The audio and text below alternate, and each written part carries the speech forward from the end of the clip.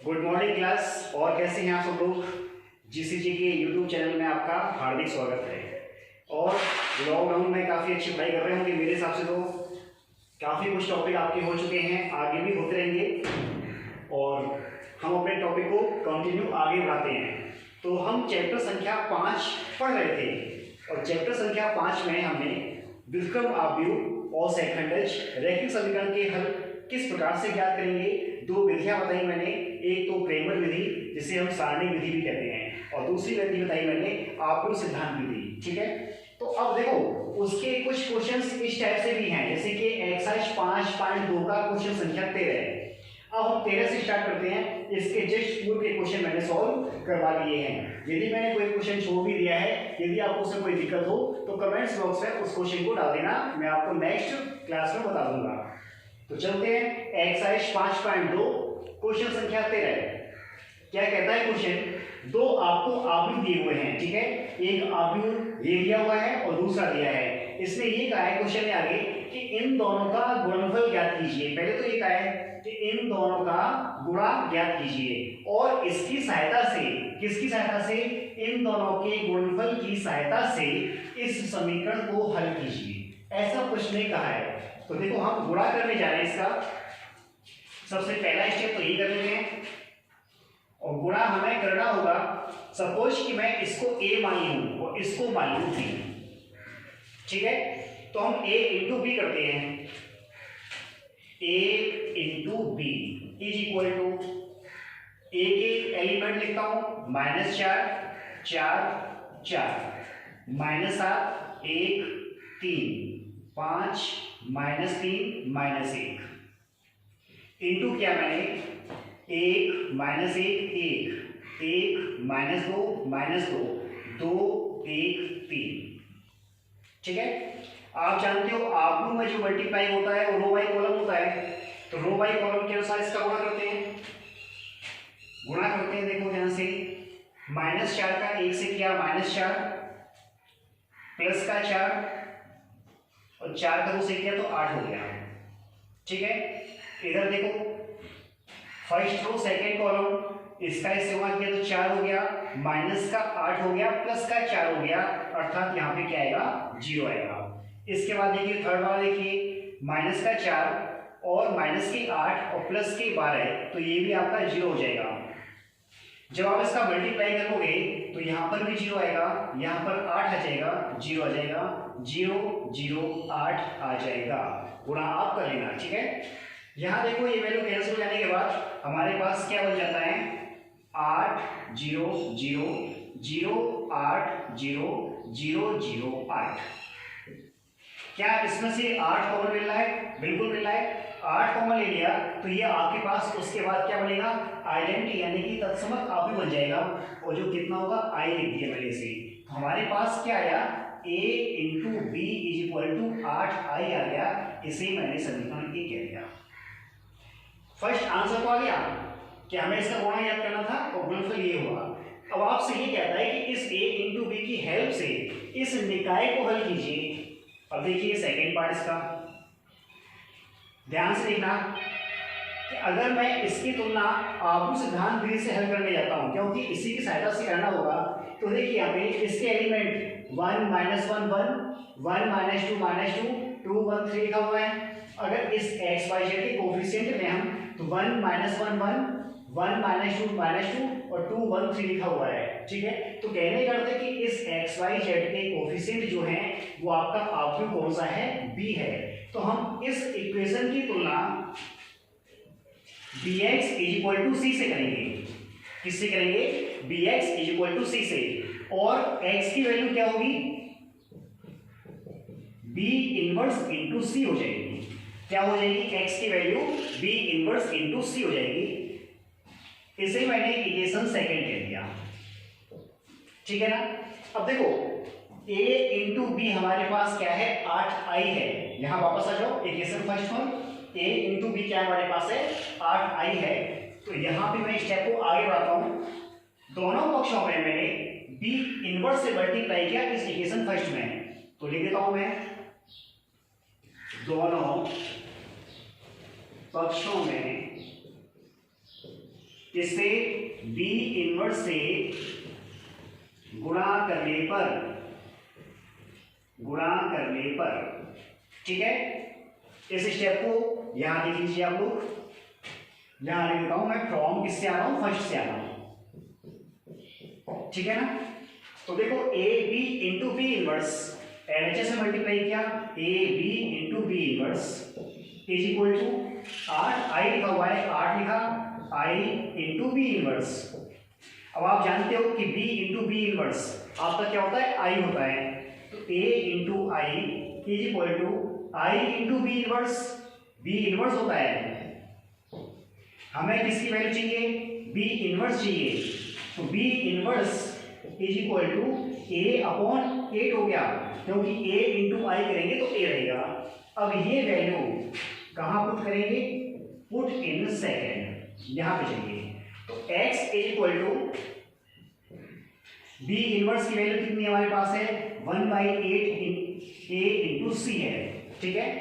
अब देखो a equal to 8 लिखा, a आप भी आपको दे रखा है, a आपको कहां पर है, ये है, देख लेते हैं इसको, क्या है, -4 4 4, -4 4 4, उसके बाद -7 1 3 और 5 -3 5 -3 -1 इंटू क्या हमारे पास आएगा, c। c की वैल्यू देखिए, ये कोफिशिएंट जो आपके पास है c होता है 4 9 1 4 9 1, ठीक है। चाहो तो यहाँ पे दर्शा सकते हैं कि जहां पे c की वैल्यू क्या हमारे पास है, 4 9 1। अब हम इसका गुणा करते हैं और 8 से करते हैं डिवाइड। क्या चल रहा है, x, और x की वैल्यू भी क्या है हमारे पास है, x की वैल्यू है small x small y small z, ठीक है ना। चाहे तो z इस वजह से लिया गया, बस लिखो z यहाँ पे कैपिटल लिखा हुआ है, कैपिटल नहीं स्मॉल में ही बना हुआ है, ठीक है ना। अब देखो ये x is equal to row by column multiply 1/8 बाहर, -4 का 4 से किया 16 हो गया, माइनस का प्लस 4 का 9 से किया 36 हो गया, प्लस 4 का 4 हो गया, ठीक है ना। तो 36 और 4 कितने होते हैं, 40, तो 40 में से 16 घटाएंगे तो कितने आएंगे हमारे पास, 24 आएंगे। नेक्स्ट में हटाएंगे, माइनस का 7 का 4 से किया, माइनस का 28, प्लस का 9 हुआ और प्लस के 3 हुए, 5 का 4 से किया 20, माइनस का 27 और माइनस का 1 इज इक्वल टू 1/8। कितना आया था, ये 24 आया था। यहां देखिए 9 और 3 12 हुए, 28 से 12 जाएंगे, माइनस के 16 हुए, और यहाँ पे 27 और 28 माइनस का हुआ और उससे 20 जाएगा तो माइनस के 8 हुए। क्या 8 से डिवाइड हो रहा है, बिल्कुल हो रहा है। ये x क्या है, एक्स वाई जेड है, इज इक्वल टू 8 से डिवाइड कर दें 3 आ जाएगा, माइनस के 2 और माइनस का 1, तो x की वैल्यू कितनी हो गई 3, y की वैल्यू -2 और z की वैल्यू -1। ये आपके समीकरण के निकाय का सॉल्व हुआ। सभी के क्लियर हुआ ना। देखिए आपकी क्वेश्चन संख्या 14, ठीक है। ये क्वेश्चन आपको हिंट के रूप में समझाता हूं, करना क्या है, प्रोसीजर पूरा देख लीजिए। तो हिंट के रूप में है ये, कैसे करना है, सबसे पहले हम इस इक्वेशन को व्यवस्थित कर लें, ठीक है ना। तो इक्वेशन को व्यवस्थित करने के लिए सबसे पहले काम रो बाई कॉलम मल्टीप्लाई। तो देखो ध्यान से, इसका x से गुणा किया, x हुआ 0 और z, तो हमारे पास क्या हुआ, x प्लस z। इधर देखिए सेकेंड रो फर्स्ट कॉलम एक ही कॉलम है, 2x प्लस y और 0z छोड़ दिया, इसका मल्टीप्लाई 0 y प्लस z हो गया, इज इक्वल टू यहां लिखा है 1/2, 2 से डिवाइड है तो सबसे पहले काम 2 से डिवाइड कर दें इसको, तो कितना आ जाएगा हमारे पास, y 3z और -x और प्लस उधर 2 से मल्टीप्लाई है तो कितना हो गया, 4 0 2 हो गया। अच्छा इन दोनों को हम प्लस भी करेंगे तो कितना है हमारे पास, y plus 4 3z minus x plus 2 हो जाएगा।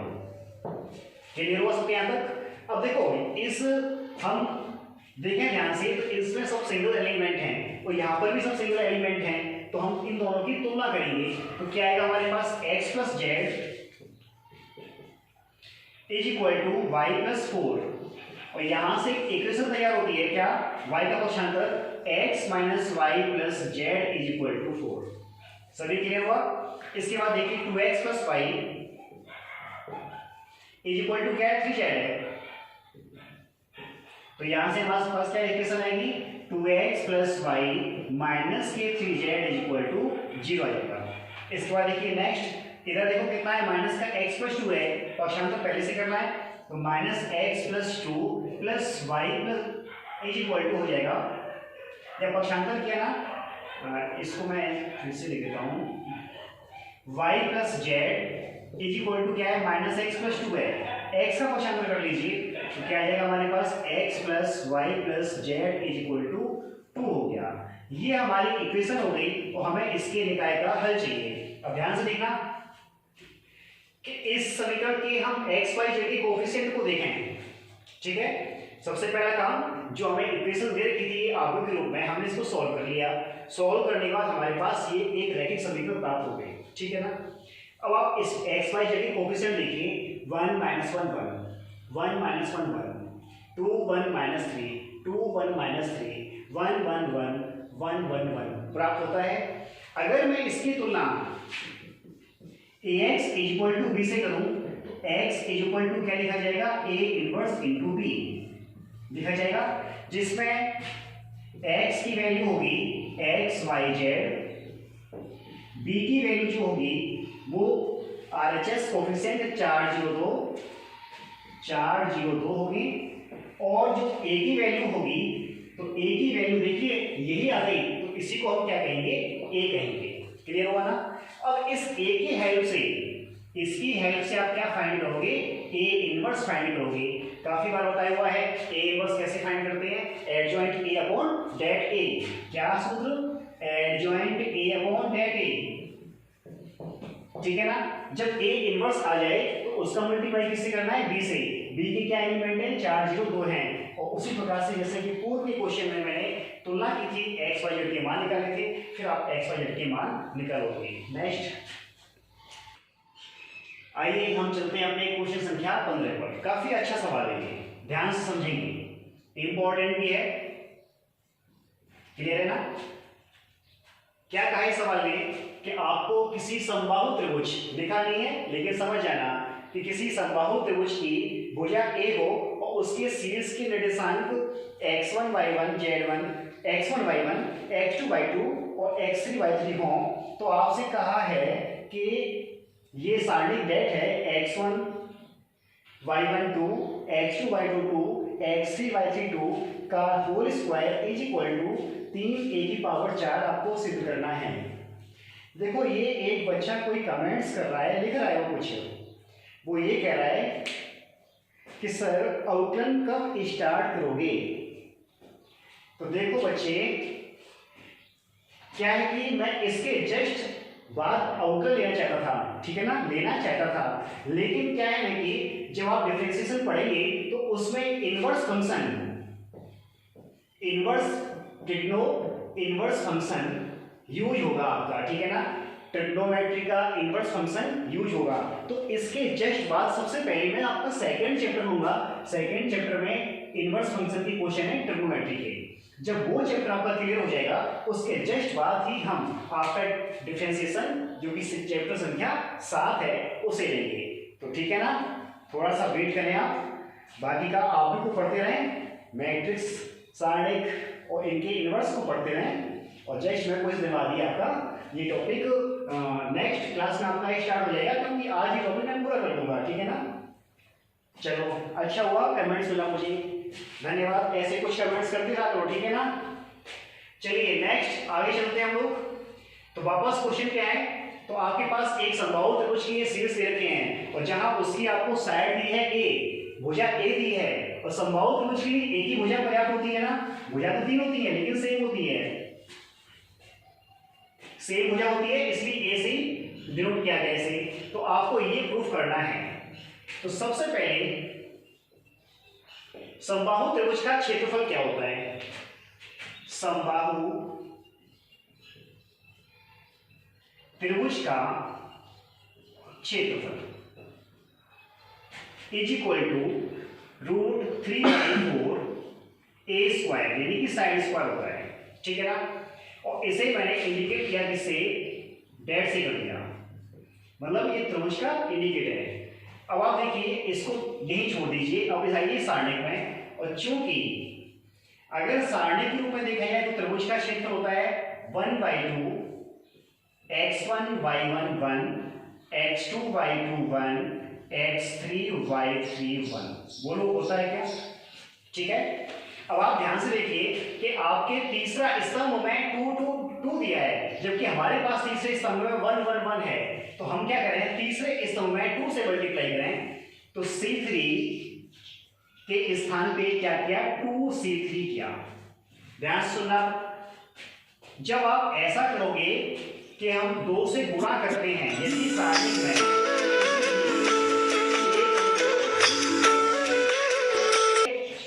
इस C3 में 2 से मल्टीप्लाई करेंगे, तो याद रखिए मैंने आपको बताया हुआ है कि सारणिक में किसी भी एक पंक्ति में किसी एक निश्चित संख्या से गुणा करते हैं यदि हम, तो हमें उसका डिवाइड बाहर दिखाना होगा। अगर मान लो किसी पंक्ति में करें या फिर किसी भी स्तंभ में करें, तो C3 में 2 से डिवाइड कर रहा हूं ना, तो यहाँ पे कितना आ जाएगा? 1/2 × 2। 2 तो ऑलरेडी था और ये 2 से भाग लगाया भी जाएगा। अब देखिए x1 y1 2 लिखा, x2 y2 2 लिखा, x3 y3 2 लिखा। क्लियर हो सके? अगर अभी भी क्लियर होगा, देखो यहाँ से कि यदि मैं C3 से 2 कॉमन ले लूं, उल्टा चलते हैं, C3 से 2 कॉमन लिया तो 1 1 1 आया और 2 को मैंने बाहर लिखा, 2 से 2 कैंसिल किया, जस्ट ऊपर आपका इक्वेशन प्राप्त होगा। अब देखो ये बन गया कितना? 4 से यहां मल्टीप्लाई किया मैंने, तो 4 दैट इज इक्वल टू कितना आएगा? x1 y1 1 x2 y2 1 x3 y3, sorry 1 नहीं 2 है, यहाँ पे 2 2 और 2 है, कोई समस्या नहीं। दोनों साइड में स्क्वायर कीजिए आप इसका, तो 4 डेट का स्क्वायर 16 डेट स्क्वायर क्या आ जाएगा? x1 y1 2 x2 y2 2 x3 y3 2 का स्क्वायर हो गया। सभी क्लियर हुआ? अब देखो यहाँ देखो 16 डेट स्क्वायर, और इसकी वैल्यू मैंने ऊपर लिखी है √3/4 और a स्क्वायर लिखा था। देखो ध्यान से, ये लिखा है √3/4 a स्क्वायर, ठीक है ना। ये a स्क्वायर है, स्पष्ट कर देता हूं, a स्क्वायर, ये a स्क्वायर का स्क्वायर किया इज इक्वल टू क्या है? x1 y1 2 x2 y2 2 x3 y3 2 का स्क्वायर। अब इसको सॉल्व कर लें, तो 16 गुणा √3 का स्क्वायर 3 हो गया, a स्क्वायर का स्क्वायर a4 हो गया, अपॉन 16 हो गया, ये कट हुआ तो कितना आ गया हमारे पास? 3a4। और यही हमें सिद्ध करना था RHS। सभी की क्लियर हुआ ना? आइए देखो मैं मिसलेनियस पे आ गया, ठीक है। और सोच रहे होंगे कि डायरेक्ट जंप लगाइए क्वेश्चन संख्या 16 पर, तो देखो 16 से पूर्व जो आपके 15 क्वेश्चन हैं, सभी में कहीं पे a × b पूछा है, कहीं पे a इनवर्स पूछा है, कहीं पे उसका एडजॉइंट पूछा है, इस टाइप की बातें पूछी गई हैं और हमने उनका अध्ययन कर लिया। कहीं पे क्रेमर विधि से उसका सॉल्व कीजिए, कहीं पर त्रिभुज का क्षेत्रफल पूछा गया है, उसके कोऑर्डिनेट दिए हुए हैं ना, ठीक है। तो आप इसके जस्ट 15 क्वेश्चन सॉल्व कर लें। यदि किसी क्वेश्चन में कोई प्रॉब्लम हो तो आप कमेंट्स बॉक्स में जरूर लिखें। अब हम चलते हैं कुछ खास क्वेश्चन संख्या जैसे कि आपके पास 16 है। क्या कहता है कि आपको एक आव्यूह A दे रखा है और इसने कहा है कि इसकी सहायता से हमें A इनवर्स ज्ञात कीजिए, एक बात। और दूसरा फिर कहा इसने कि आप सिद्ध कीजिए A × A inverse is equal to A² + BC + 1 × I - A × A। तो हमें ये सेकेंड पार्ट प्रूफ करना है। तो सबसे पहले क्या काम करें हम? A इनवर्स फाइंड करें। क्या A इनवर्स? ध्यान से देखें, A इनवर्स आप जानते हो कि A इनवर्स क्या होता है? Adjoint A upon det A। तो सबसे पहले हम इसका डेट A निकालते हैं। डेट A क्या होता है? विस्तार होता है, एक्सपेंशन। इसका इससे मल्टीप्लाई किया तो क्या हुआ? 1 + BC माइनस इसका इसे मल्टीप्लाई किया हुआ BC हुआ, BC से BC कट हुआ तो कितना हुआ 1 नॉट इक्वल 0। इसका मतलब है इसका इनवर्स परिभाषित है। ठीक है, अब चलते हैं नेक्स्ट कि आपको एडजॉइंट चाहिए। क्या चाहिए?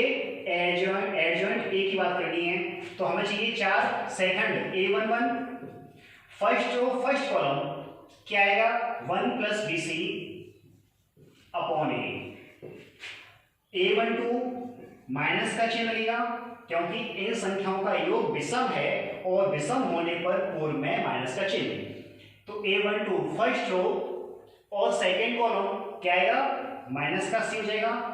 A21 second row first column, second row और फर्स्ट कॉलम माइनस का भी, और A22 second row second column, second row second column A आ गया। सभी क्लियर हुआ? अब देखो A इनवर्स यहां लिखता हूं मैं, A inverse is equal to adjoint A A11 कितना है 1 प्लस BC अपॉन A है। फिर क्या आएगा यहाँ पे A12 कितना है माइनस का C हो गया, A21 माइनस का B और A22 A हो गया। अब डेट A से भाग लगाते हैं और डेट A की वैल्यू कितनी है 1 से भाग लगाएंगे तो यही मान रहेगा, तो ये हमारे पास A इनवर्स आ गया। अब आप देखिए नेक्स्ट इसमें क्या सेकेंड पार्ट इसका। सेकेंड पार्ट में सबसे पहले हमने LHS लिया और LHS में क्या लिया A इंटू A इनवर्स लिया। ठीक है ना, तो इस A इनवर्स में किससे मल्टीप्लाई करना है A से करना है। तो देखो ध्यान से A इंटू A इनवर्स का मान रख लीजिए 1 plus BC upon A minus B minus C और A मल्टीप्लाई किया तो क्या आया A से मल्टीप्लाई प्रत्येक एलिमेंट में तो क्या आएगा 1 प्लस BC आएगा, माइनस का AB हो जाएगा, माइनस का AC हो जाएगा, प्लस का A स्क्वायर, ये आपका क्या हो गया LHS हो गया। इसे इक्वेशन फर्स्ट कह दिया, कोई समस्या नहीं है। तो अब हम देखो RHS की बात करते हैं तो RHS में क्या दिया है आपको A square plus BC plus 1। अब देखो इसका मल्टीप्लाई किससे है I से है, तो I की वैल्यू 1001। यदि आपका कोई भी आपको 2/2 में दिया है तो आपको देखने की आवश्यकता नहीं है कि हम I कौन सा लिखेंगे।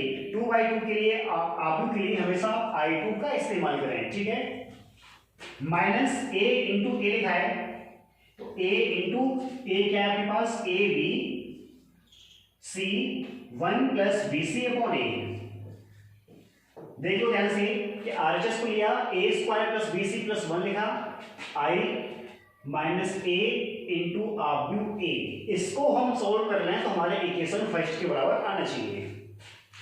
इसका मल्टीप्लाई करेंगे चारों एलिमेंट से तो क्या आएगा A square plus BC plus 1 zero हो जाएगा तो यहां पर भी कितना आएगा A square plus BC plus 1 minus A से मल्टीप्लाई कर दो A square AB AC A से A कैंसिल हुआ 1 प्लस BC, कोई समस्या नहीं।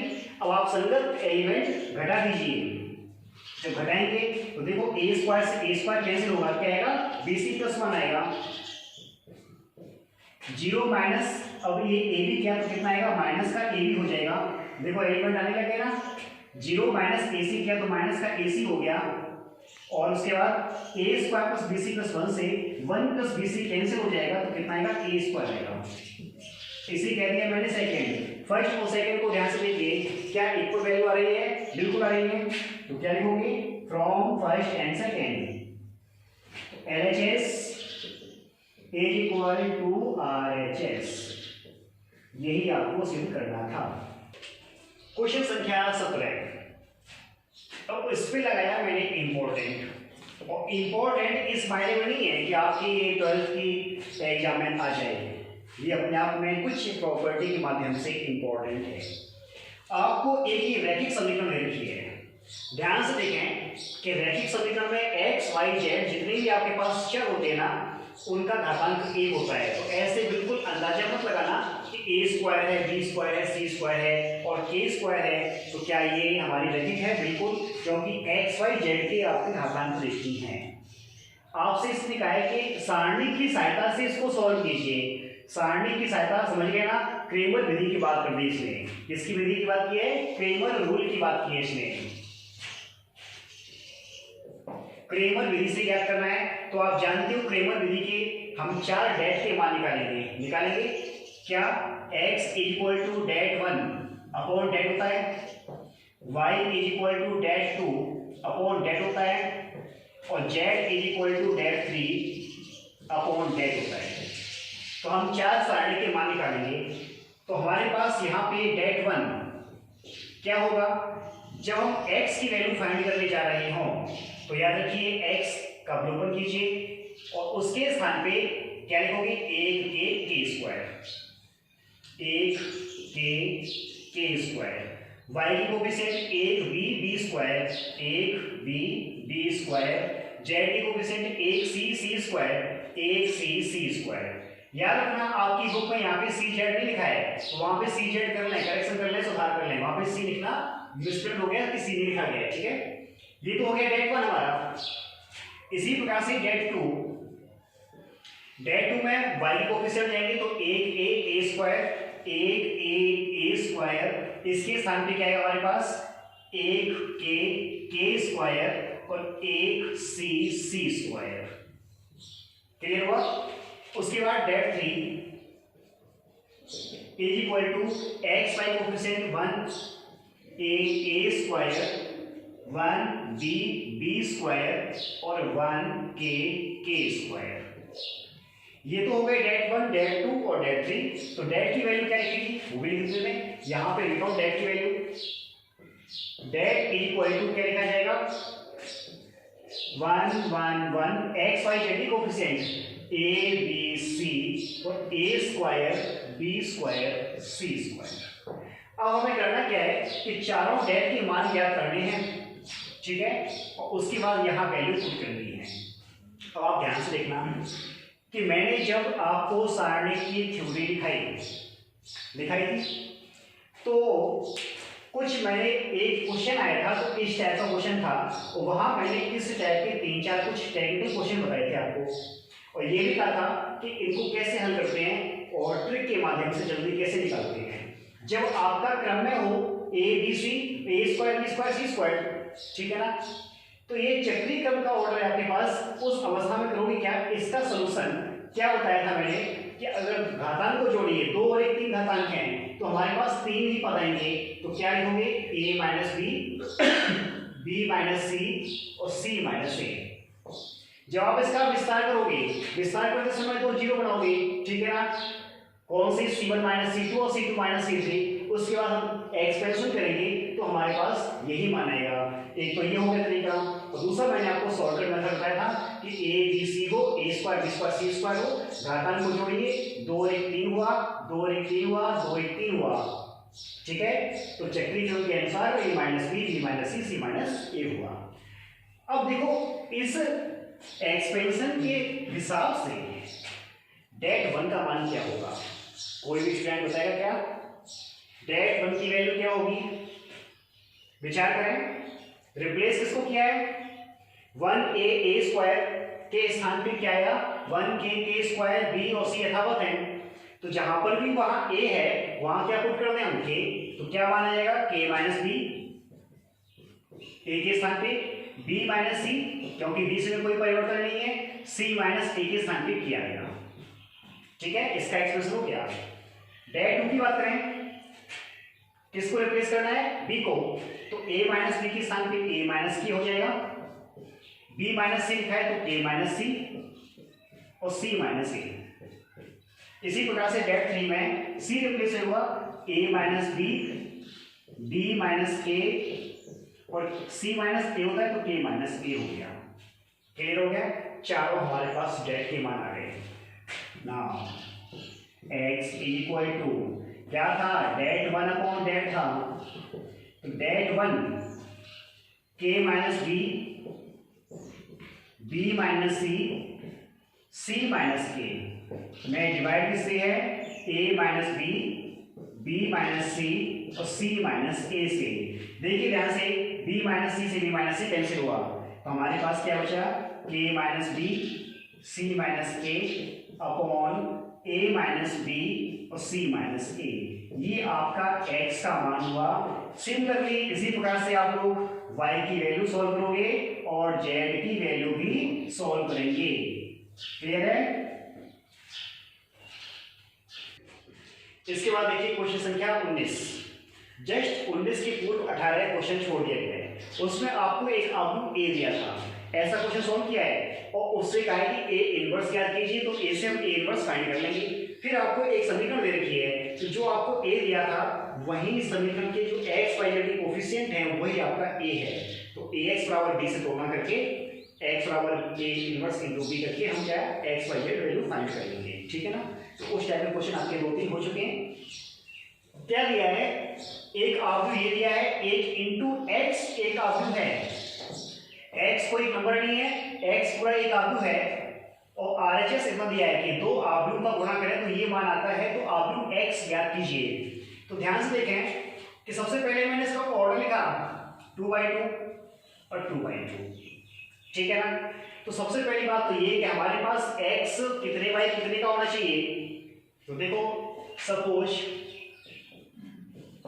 x इक्वल टू अज्ञात राशियां ABCD मान लिया मैंने और ये भी 2/2 का है।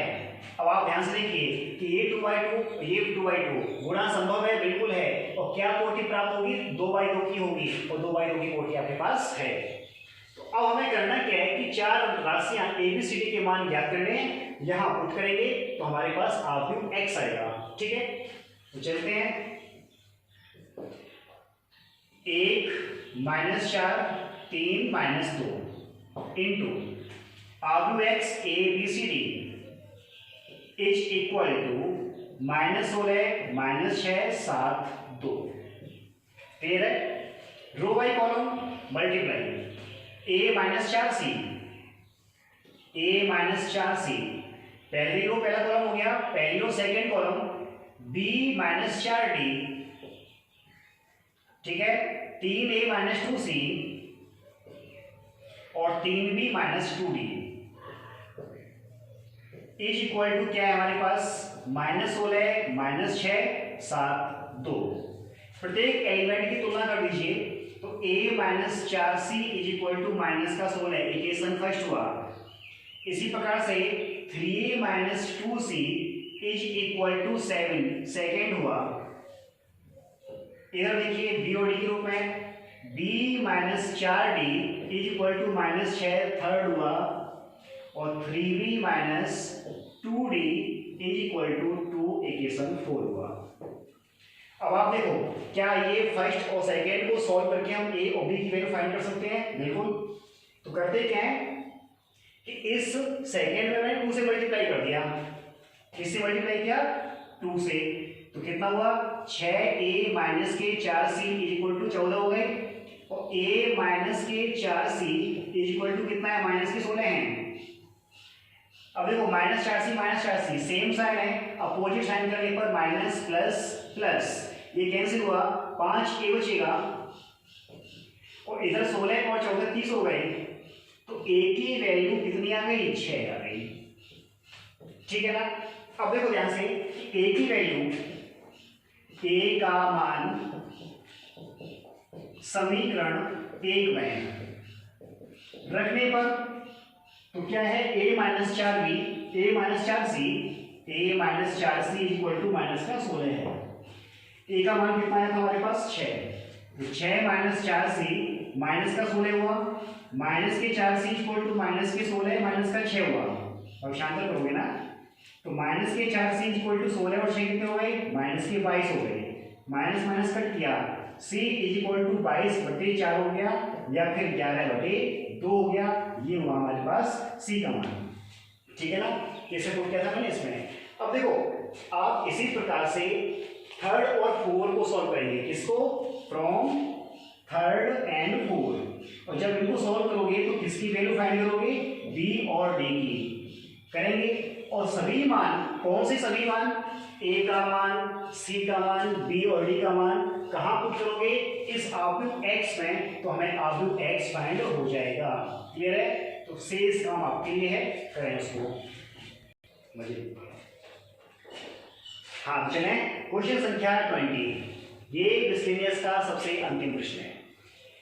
ये आपको एक इक्वेशन दी है और इसमें कहा है कि इसके अनंत हल हो, कैसे हल हो, इनफाइनाइट सोल्यूशन।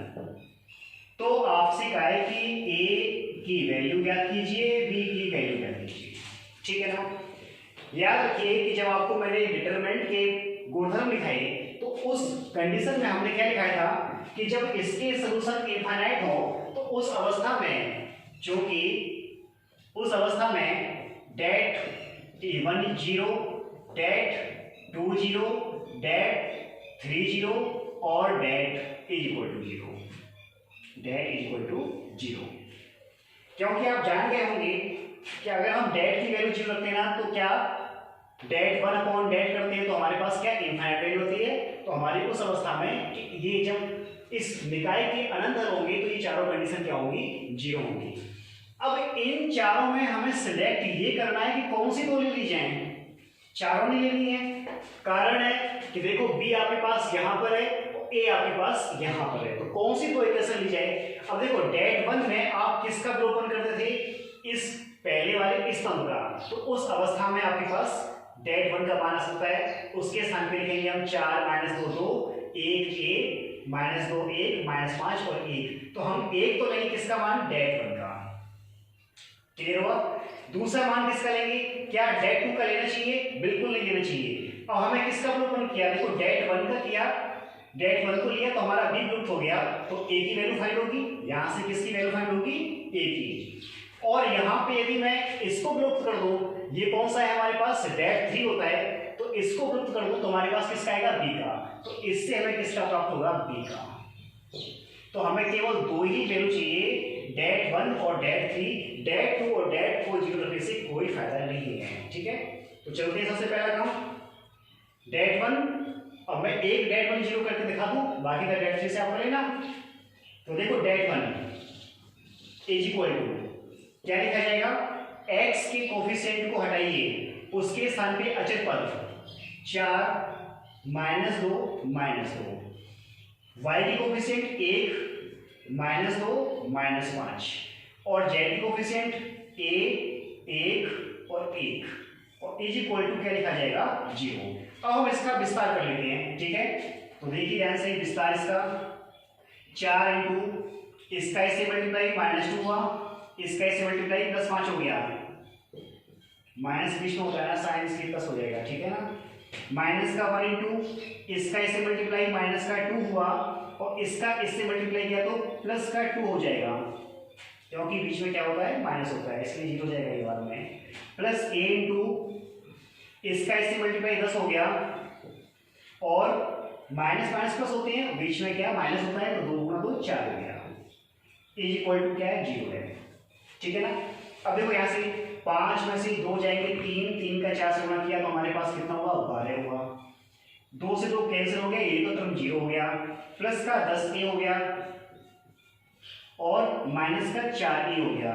अब इज इक्वल टू 0, यहाँ से कितना बचेगा, 6a, तो 6a इज इक्वल टू कितना हो जाएगा, माइनस के 12 हो जाएंगे, तो a की वैल्यू कितनी हो गई, माइनस की 2 हो गई। बोलो सभी क्लियर हुआ ना। पहले मैंने क्या किया, डेट 1 लिया, कोफिशिएंट 4 -2 -2 लिखे, फिर उसके बाद y के 1 -2 -5 लिखा, a 1 लिखा, ठीक है। इसका विस्तार किया तो 4 इंटू इसका इससे गुणा माइनस का 2 प्लस के 5, माइनस 1 इंटू 0 हो गया, छोड़ दिया इसको, 0 हो जाएगा यहाँ से, प्लस का a इंटू इसका इससे मल्टीप्लाई 10 हुआ, माइनस के 4, 10 - 4 को यहाँ पे 6 भी कर सकते थे, ठीक है ना। तो यहाँ से देखो 5 में से 2 जाएगा 3 का गुणा 4 से 12 हुआ, यहाँ से बचा हमारे पास 6a का मान। अब देखो चलो जगह बची है, मैं कर देता हूँ, वरना आप लोग कहीं काफी होमवर्क दे दिया आज। तो क्या डेट 3 बजाइए, क्या होता है, जेड होता है, तो जेड की विलुप्त हो जाएगी हमारे पास, तो क्या लिखा जाएगा, 2b5, x की कोफिशिएंट लिख दिए 2b5, y की कोफिशिएंट 1 -2 -5, 1 -2 -5। अब z की कोफिशिएंट भी लिखे जाएंगे, उसके स्थान पे अचर पद क्या, 4 -2 -2 इज इक्वल टू क्या, 0। इसका भी एक्सपेंशन कर लेते हैं, 2 इंटू इसका इससे मल्टीप्लाई 4 माइनस 2 का 5 से 10, ठीक है, प्लस 1 इंटू लिया, लेकिन चूंकि क्या होता है माइनस का चिन्ह होता है, 2 इंटू हो गया ना, 1 लिया, इसका इससे मल्टीप्लाई माइनस के 2 भी, और इसका इससे मल्टीप्लाई माइनस के 10, लेकिन चिन्ह बीच में प्लस 10 हो जाएगा, प्लस के 4, इसका इससे मल्टीप्लाई माइनस का 5 भी, और माइनस के 10 होंगे लेकिन प्लस का 10 हो गया, इज इक्वल टू क्या 0। 10 में से 4 घटाएंगे तो माइनस का 6 बचेगा, यहाँ पे नेगेटिव है, माइनस के 6 गुणा 2 माइनस के 12, माइनस चिन्ह से गुणा करने पर प्लस का 2b माइनस का 10, ठीक है। इधर देखिए 4 गुणा 5 भी माइनस के 20 भी हो गए, और 10 का गुणा 4 से प्लस के 40 हो गए, इज इक्वल टू क्या 0। 20 सबमिट कर लें तो माइनस के 20 भी और प्लस के 2 भी, तो माइनस के 18 भी, ठीक है, ये दोनों ले लिए मैंने। अब संख्यात्मक मान को देखें तो 10 और 12 तो किसकी हुई, माइनस की 22 हो गई, और प्लस की कितनी है 40, 12 और 10 22 हुए, और प्लस के 40, तो माइनस के 18 बी इज इक्वल टू 40 से 22 घटाओगे तो कितने बचेंगे, प्लस के 18 पक्षांतर माइनस के 18 हो गए, तो बी की वैल्यू कितनी हो गई 1 हो गई, तो ये हमारी बी की वैल्यू आ गई। अब आपका ये टॉपिक तो होता है पूरा। अब मेरी बात सुने सभी लोग कि मैंने आपके 3 चैप्टर क्लियर कर दिए। पहला तो एक तो क्या आप भी चैप्टर संख्या 3, उसके बाद मैंने सारणी किया, उसके बाद मैंने व्युत्क्रम आप भी लिया, और ये कितने का हो गया आपके पास 3 + 3 + 4। कहने का अर्थ है कि आपके पास बीजगणित नामक जो यूनिट है ना 10 अंकों की, वो आपकी कंप्लीट हो गई है, ठीक है ना। अब देखो नेक्स्ट चैप्टर में आपका सेकेंड स्टार्ट करूंगा। करना तो चाहिए था सीधे अवकलन की काफी रिक्वायरमेंट थी कि सर अवकलन स्टार्ट कर दो, लेकिन याद है ना कि अवकलन में एक इनवर्स फंक्शन के भी डिफरेंशिएट करने होंगे मुझे यहाँ पे। इनवर्स फंक्शन की टॉपिक को समझने के लिए सबसे पहले मैं चैप्टर संख्या 2 स्टार्ट करनी होगी। तो सभी स्टूडेंट्स मेरी बात को ध्यान सुनना कि चैप्टर संख्या 2 को पढ़ने के लिए, बेहतर समझने के लिए आप 11वीं क्लास का ट्रिग्नोमेट्री चैप्टर जो है ना, चैप्टर संख्या 3 है, उसे अच्छे से पढ़ लें।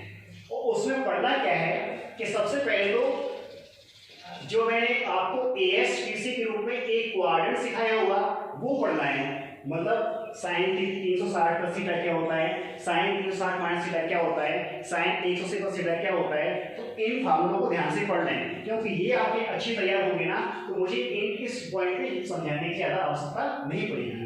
तो इतना ही कहना चाहूंगा मैं कि आप इस चैप्टर को कंप्लीट कर लें। उसके लिए मैं आपको एक दिन का गैप दूंगा, ठीक है ना, एक दिन का गैप दूंगा मैं। और उसके बाद तीसरे चैप्टर के आप त्रिकोणमिति के सभी सूत्रों को ध्यान से एक बार को देख लें, क्योंकि अगर मैं समझाऊंगा भी किसी बच्चे की रिक्वायरमेंट तो होगी ही होगी, मुझे मालूम है, तो मैं जल्दी समझाऊंगा, क्योंकि 11वीं क्लास का ये टॉपिक है आपका लिए है। तो आप ये 3 चैप्टर अच्छे से तैयार करें, काफी समय रहता है। हो सका तो मैं इस क्वेश्चन की ध्यान सुन लो, एक और सोचना है आपके लिए। सोचना ये है कि अगर हो सका, मैं कोशिश कर रहा हूं और अपनी टेक्निकल टीम को भी कहा है मैंने कि इन क्वेश्चंस की, इस क्वेश्चंस के नहीं, इनसे रिलेटिव जो आपके एयरफोर्स में है, नेवी में है, डिफेंस में है, कि टेक्निकल क्वेश्चन लगभग 50 हो या 100 हो, उसकी एक सीट तैयार की जाती है, ठीक है। अगर हमारी टेक्निकल टीम ने वो क्वेश्चन आपको स्लाइड के माध्यम से समझाना सिखा दिया तो वो क्वेश्चन भी आपको हम प्रस्तुत करेंगे, ठीक है ना। तो आप याद रखें, अपने टॉपिक पे अच्छे से रिवीजन कर लें, और जिसे भी विजेश जानवी नामक जो यूट्यूब चैनल है ना, इसको सब्सक्राइब और लाइक अवश्य करें। Thank you.